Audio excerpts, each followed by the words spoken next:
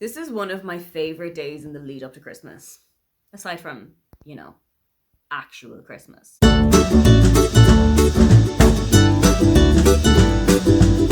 Hi, welcome, come on in. My name is Aoife, and today this is one of my favorite videos to film across the entire year.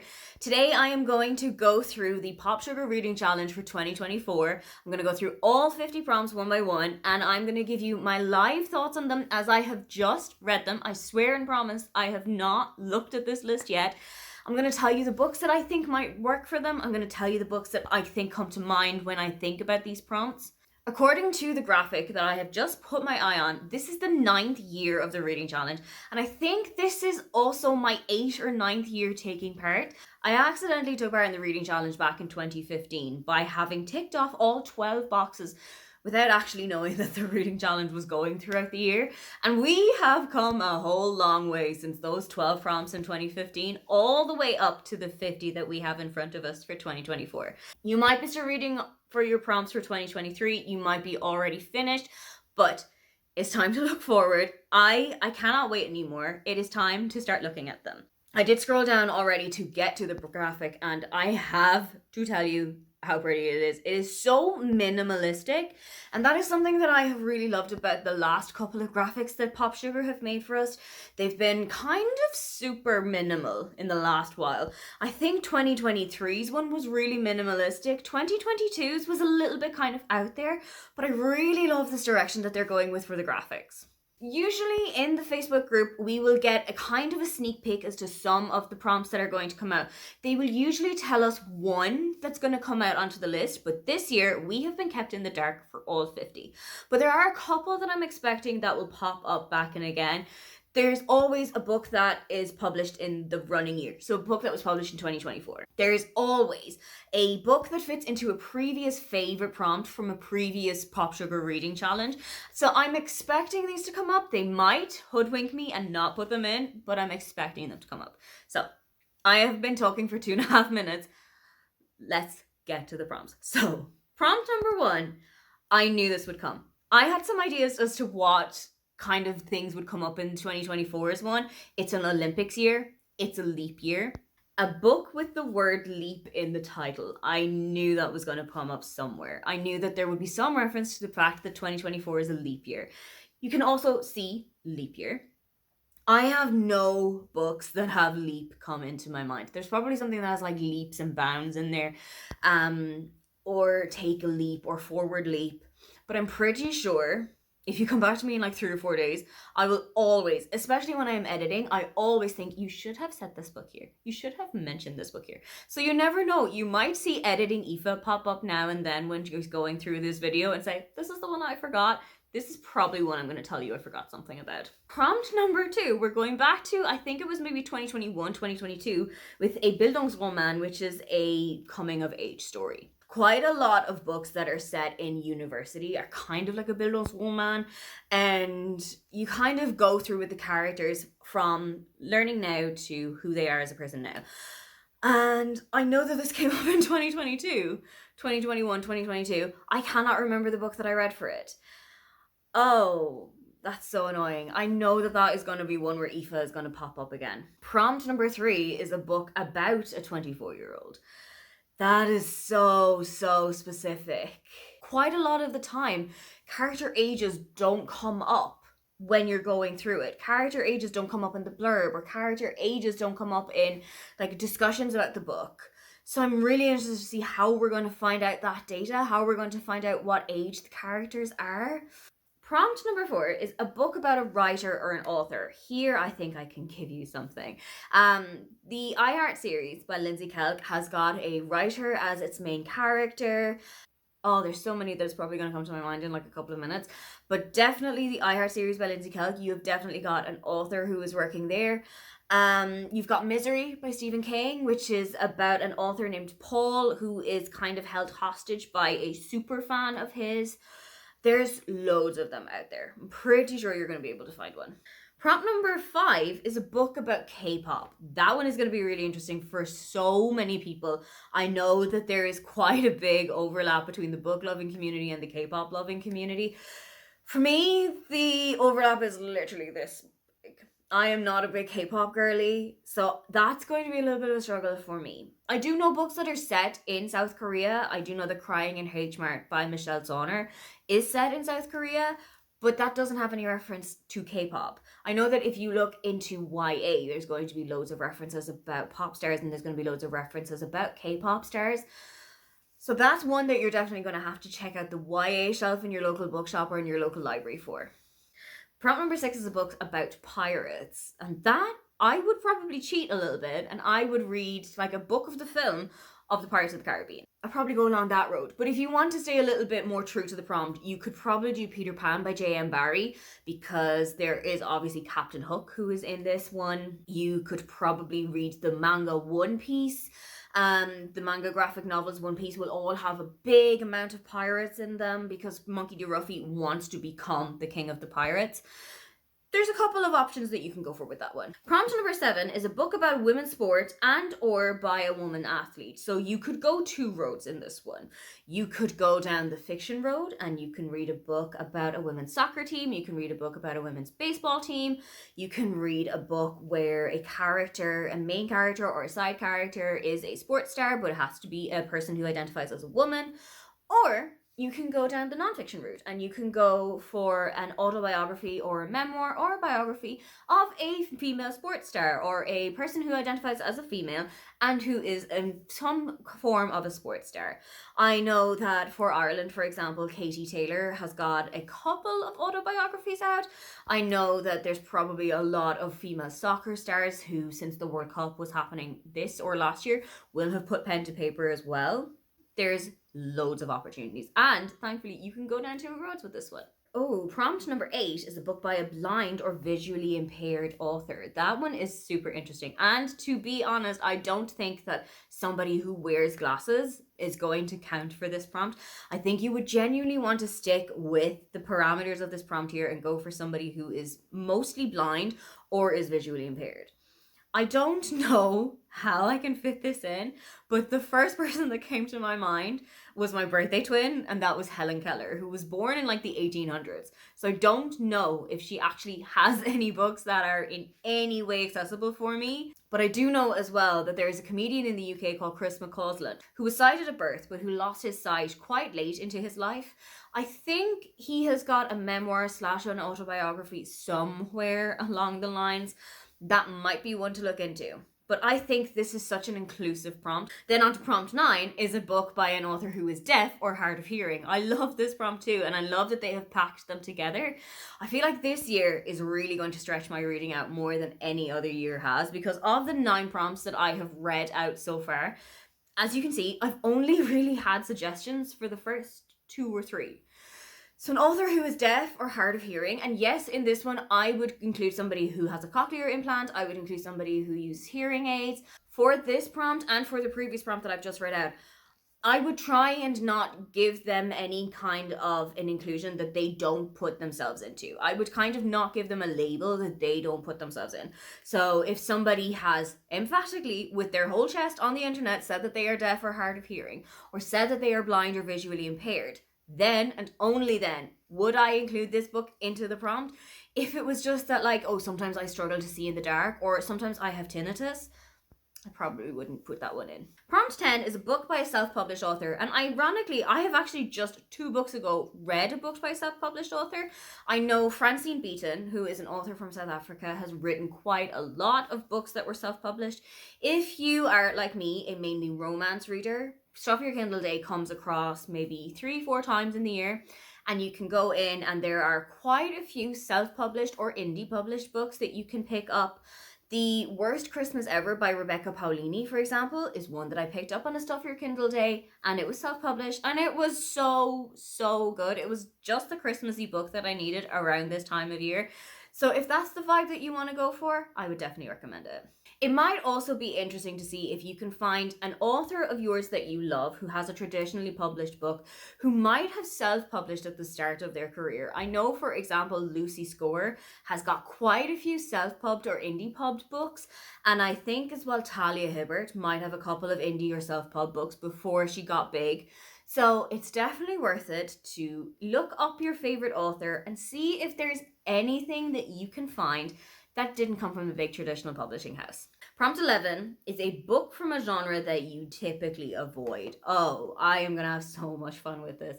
I have been saying for a really, really long time that I want to try and try a little bit more fantasy books. I want to try a couple more horror, light horror. I mean, I don't want to stay awake for 4 days straight, but I do think that I want to expand my horizons a little bit more. And I feel like this is the prompt that is definitely going to have people do that. It is definitely the one where it's going to diverge your reading tastes and your reading stats for 2024 so much more. And you never know what's going to happen. You never know if you pick up a book in a different genre that you've never tried before, it might turn out to be your new favorite genre. This is a prompt, however, that I would recommend that you try and get the book for free. If you can get it from the library, if you can borrow it from a friend, if you can borrow it from anywhere. Don't go out and spend the money on a book that is in a completely different genre to what you usually read, because you don't know if it's going to be something that's going to fit for you in the future. I would go for a low risk, low reading at this one. Prompt number 12 is a book from an animal's point of view. See also point of view. So there's a couple of prompts that I've noticed so far have got like see also, see all of these, see whatever. This is so interesting. I think this is a really great way to be like, it's kind of like a thesaurus or a dictionary. A book from an animal's point of view. You could definitely go for Animal Farm by George Orwell. That is written from an animal's point of view. You could go for Charlotte's Web by E.B. White. You could go for Stuart Little, also by E.B. White. He just tends to write a lot of books about animals. There are a couple of like children's books, middle grade books, YA books that might be written from the prospect of an animal. There's definitely scope out here. If you want to go for a classic, if you want to go for something a little bit more modern, you'll definitely find something. You can even go for the Gruffalo. The Gruffalo might be a fictional animal, might be completely mythical, still an animal. Prompt number 13 is a book originally published under a pen name, see also pseudonym. Of course, there are those 7 books that I'm not going to mention the name of because everybody knows what those 7 books are.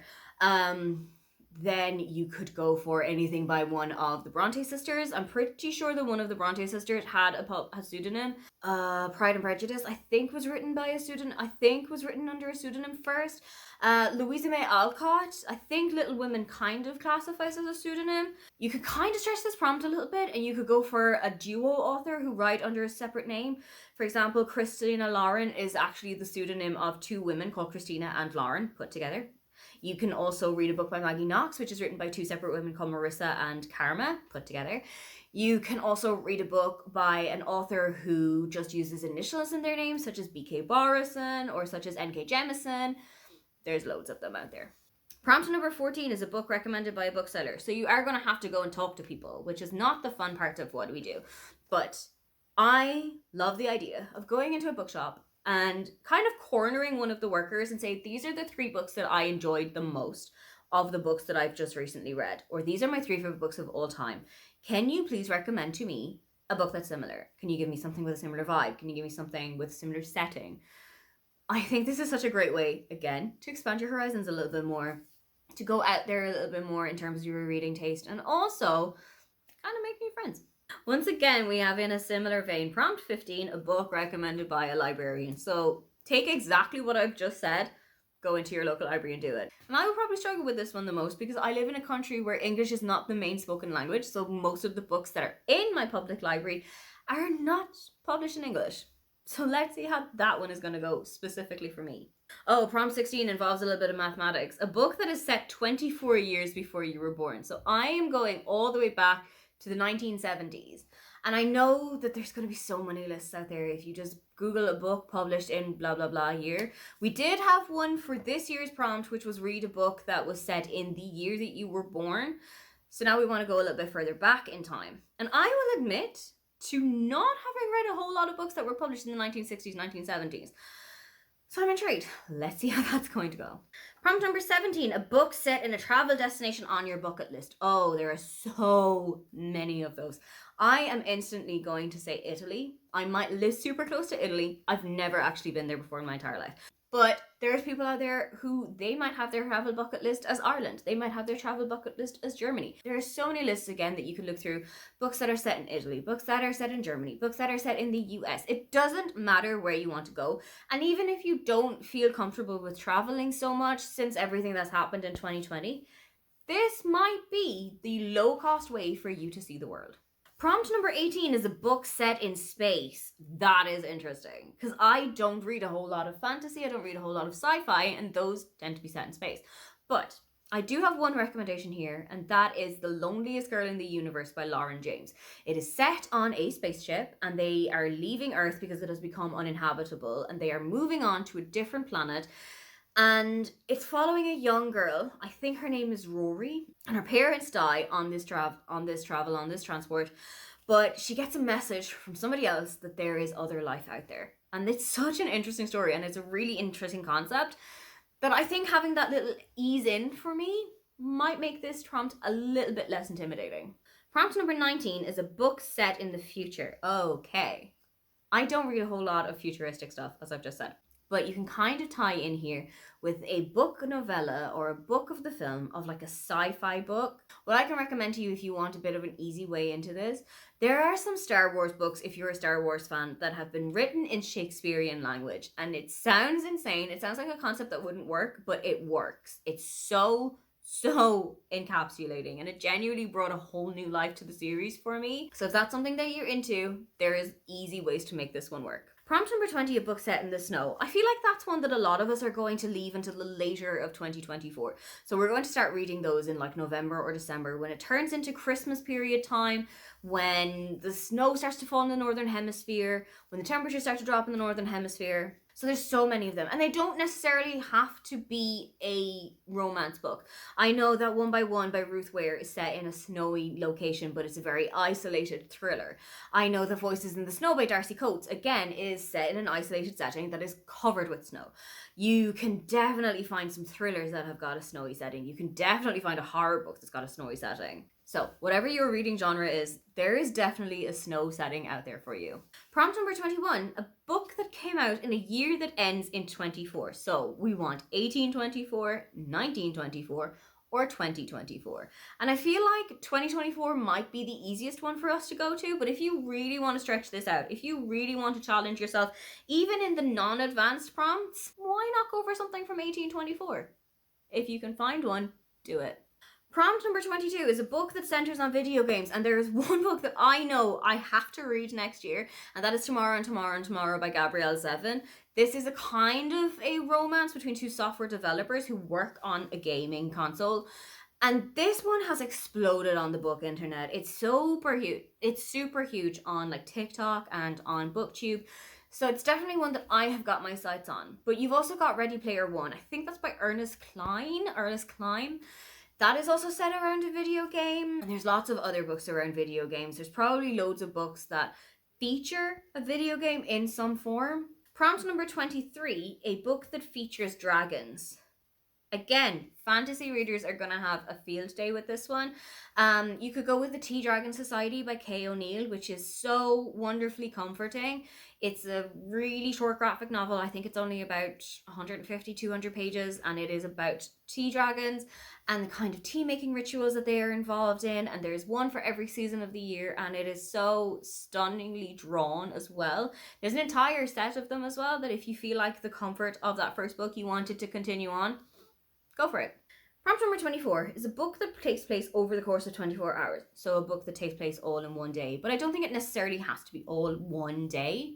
For example, you could do A Christmas Carol that does take place all in one day, but the date changes from Christmas Eve to Christmas Day. You could go again for They Both Die at the End or The First to Die at the End. Those both take place within one day.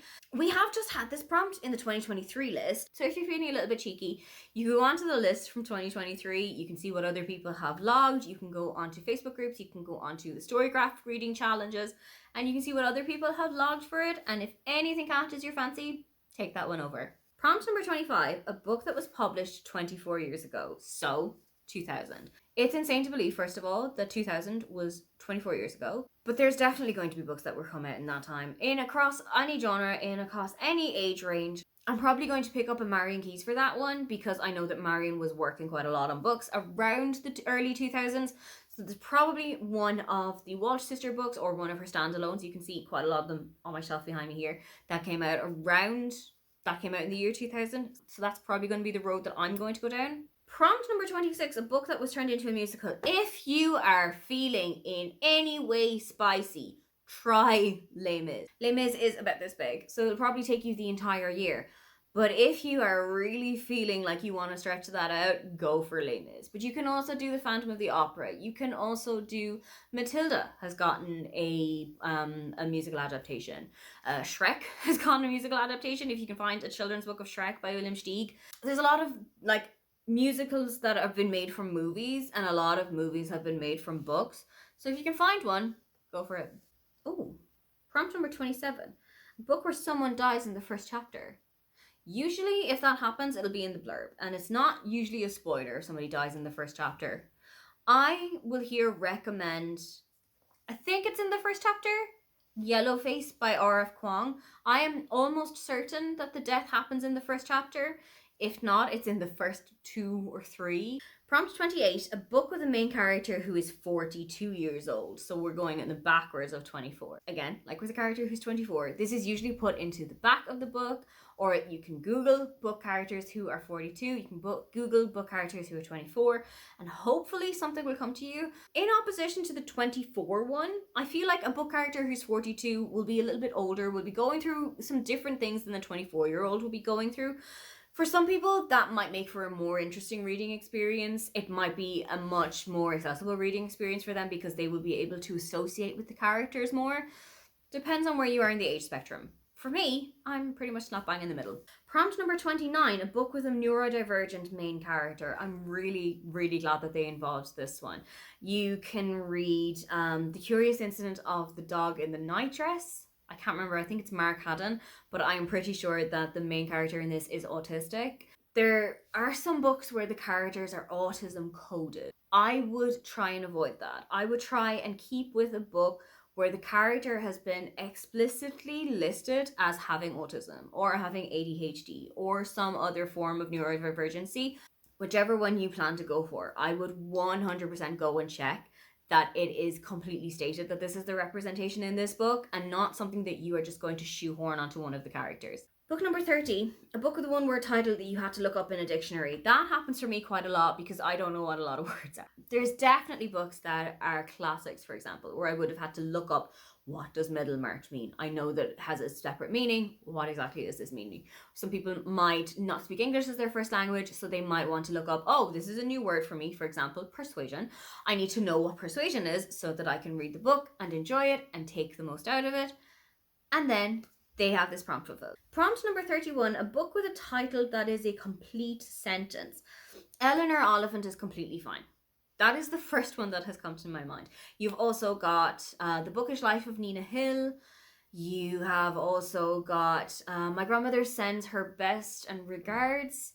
And Every Morning the Way Home Gets Longer and Longer. In fact, quite a lot of Frederick Backman, his books are all sentences, for example. Try and see if you can avoid a title that's a question. Maybe try and go for a specific sentence rather than a question and see if you can make it a little bit harder for yourself. Prompt number 32.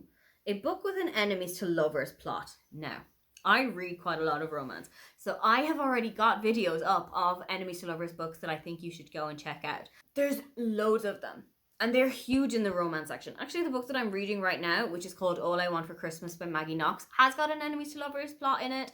The Hating Game by Sally Thorne has got a huge enemies to lovers plot in it. Young Honeymooners by Christina Lauren has got a huge enemies to lovers focus on it. You're definitely going to want to go for a romance here, and that might be difficult for some people who don't read a lot of romance, and I understand that there are people out there who don't reach for romance, but you know what, if you're going to try romance for the first time, you could do a whole lot worse than this prompt. Prompt 33, a book with an unreliable narrator. I love and loathe unreliable narrators because I feel like it makes the book a little bit more challenging than it has to be sometimes.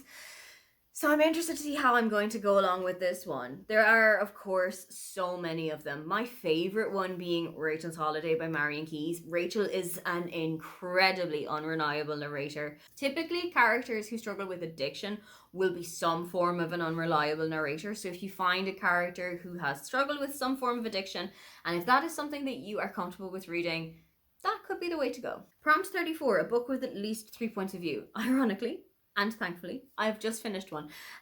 So the one that I have to recommend for you is My Hot Friend by Sophie White. This follows 3 women, Lexi, Claire, and Joanne, and they all become friends in their late to mid 30s. And it has got a 3 points narrator. And I feel like that one is something that I would personally struggle with because a lot of the books that I read are dual narrator. So you only get to see 2 points of view, but trying to find a 3rd point of view will be an interesting challenge for me. Prompt number 35 is a book with magical realism. The one that I always recommend for this is Before the Coffee Gets Cold by Toshikatsu Kawaguchi. I love this series. It's really warming, it's really comforting, and it is set in a cafe in Tokyo in like a little back alley where you can go in, and once a chair becomes free, about 10 minutes every day, you can go, you can sit down, you can order a coffee, you can travel backwards or forwards in time and visit somebody that you need to say goodbye to or that you've unfinished business with in any way, shape, or form. I love these books. They may not be for everyone because they can be a little bit difficult to read at times. Prompt 36, a book written by an incarcerated or formerly incarcerated person. That's interesting. I don't know any books by somebody who has been or is currently incarcerated. The only book that is coming to my mind is Prisoners of Geography. It's a non-fiction book, but I am pretty sure that the author was never incarcerated. That's definitely one that I would have to go out and have a look for. Prompt 37 is another one that I think came up this year, a book written during NaNoWriMo. So for this one, I, this year, read Legends and Lattes by Travis Baldree. I think that the sequel to that, or the prequel to that, which is Bookshops and Bone Dust, I think that was also written as a NaNoWriMo project. I know that Deirdre Sullivan, who is a YA children's author in Ireland, she has written quite a lot of books during NaNoWriMo. I think the Prim and Proper series was all written during 3 separate NaNoWriMos. So those are another one that you can go for. But there's going to be so many lists come out. Around late October, you'll start to see them flag up. Prompt 38 is a cozy fantasy book. And again, I'm going to have to give a mention to Legends and Lattes because it is the coziest fantasy book I think I've ever read. And you can also go for the prequel, which is Bookshops and Bone Dust. Legends and Lattes is set in a coffee shop, which is run by orcs. And Bookshops and Bone Dust is set in a bookshop, which is again run by orcs. Prompt number 39, a fiction book by a trans or non-binary author. I've read quite a few of those. Juna Dawson is one of my favourite authors of all time. I would also highly recommend Anita Kelly, who identifies as non-binary and has written 2, so far, really great romance books. Their first book was Love and Other Disasters, and their most recent book was Something Wild and Wonderful, which I think would be a really great book to read in springtime because it is set mostly outdoors around the Pacific North Coast Trail. It sounds like a really great book, but this just isn't the time of year for me to read that just yet, so I haven't really reached for it yet. Prompt 40, a horror book by a BIPOC author. Oh, that's interesting. Because I don't know a whole lot of horror authors who are authors of colour. The only author that I know who is a horror author is Grady Hendrix, who is definitely white, and Stephen King, who's also definitely white. So I don't really know where I would go with this one. I am definitely going to have to take a little look more at this one. The only one that is coming to my mind is kind of Oyin Braithwaite, who is Nigerian and who wrote My Sister the Serial Killer, which has kind of horror vibes to it, but I wouldn't necessarily say it's a straight up horror book. Prompt 41, a memoir that explores queerness. Here I am going to recommend Love That Story by Jonathan Van Ness. They also have another book out that I don't remember the name of. I think Love That Story is their second book. I think the first one is Over the Top or On the Top, but they're both fantastic books. You can also read one of the other books by the Fab Five. I know that Tan has got Naturally Tan out, which is a really great book. Karamo has also got a book out. Not entirely sure how that one is. I haven't actually read that one yet. Actually, I would probably leave this prompt for June, which is Pride Month. It feels like the perfect time to go out and read this one. Okay, prompt 42, a non-fiction book about Indigenous people. I haven't read a whole lot about Indigenous people. I will actually put my hand up and admit that in the 2021 prompt list, the only one that I hadn't checked out was a book by an Indigenous author. I could not find one in my locality anywhere. So this is definitely one that, to make up for that, I am going to focus a lot of my energy on for this year. Prompt 43 is a second chance romance. Now that is going to be really interesting because second chance is not my favorite trope. It was probably my least favorite of all the tropes. There are a couple, of course, of second chance romances that are coming to my mind. You've got You Deserve Each Other by Sarah Hogle, which is about a marriage that is basically falling apart before it has even started. You have got The Bromance Book Club by Lyssa Kay Adams, which follows a group of men who read about romance books in an attempt to kind of woo their wives back. Second chance romances, for me, they have to have a really believable reason for the couple to get back together. So let's see if we can find a believable reason this year for me. Prompt number 44, an autobiography by a woman in rock and roll. I don't know how far you can stretch rock and roll to include pop, but if you want to, The Woman in Me by Britney Spears is one of the best memoirs I think I have ever read. So if you want to stretch it out a little bit further, and if you want to include pop in that, I would definitely recommend that one. Prompt 45, an LGBTQ plus romance novel. Again, so many of these. And again, I would probably leave this prompt to June, which is Pride Month. The two that I mentioned from Anita Kelly, Love Under the Disasters and Something Wild and Wonderful, are both LGBTQ. I'm currently reading a couple of LGBTQ Christmas romances. So if you want to leave it until the Christmas period, you've got a couple there. I have got so many recommendations. I think this is one that I would probably sit down and do a sit down video of around the end of May, the start of June, to give you a couple more ideas. We are finally on to the advanced prompts, and this year there's only 5 of them. So, advanced prompt 1, a book in which a character sleeps for more than 24 hours. I mean, is it really cheating to say Sleeping Beauty? That's the only one that's coming to my head right now. Sleeping Beauty. I think that's what I'm going to do. I'm going to try and see if I can find... I know that it started off as a classical fairy tale, so let's see if we can find an original version of it. Advanced prompt 2, a book with 24 letters in the title. That one is going to involve counting. And that's going to involve me looking at the bookshelf behind me, or on my Kindle, or on my Scribd, or my library, and trying to see if I can find any book that just has 24 letters. Advanced prompt number 3, a collection of at least 24 poems. I'm so glad that they included poetry this year. I feel like poetry does get a look over. It doesn't really get involved in these reading challenges that much. So I'm really glad that this year there is a dedicated poetry collection prompt for us. I have a friend who is writing poetry at the moment. I don't know when it's going to be published, and I also don't know how many poems are going to be in it. But if it has more than 24 in it, I will definitely be reading it. Advanced prompt number 4, the 24th book of an author. You want to have somebody who has a huge back catalogue. So you want to have somebody like a Stephen King. You want to have somebody like a Nora Roberts. You want to have somebody like a Danielle Steele. You want to have somebody like an R.L. Stine or an Anne M. Martin if you feel like reading a children's book.